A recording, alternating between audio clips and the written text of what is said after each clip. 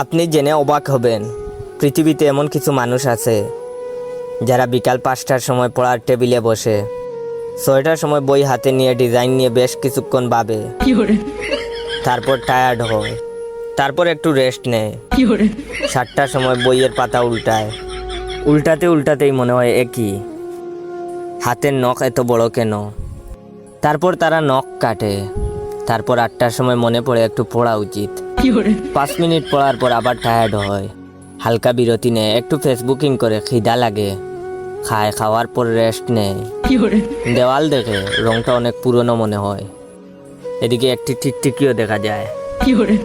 তারপর ঘড়ি দেখে 11টা বাজে, তারপর নিজের সাথে প্রমিস করে, কাল থেকে একদম পইরা উল্টাইয়া ফেলামু। এখন যাই জয় ভাইয়ের একটু টিকটক ভিডিও দেখে আসি। প্রতিদিন যারা এরকম করেন তারা অবশ্যই কমেন্ট করে জানাবেন।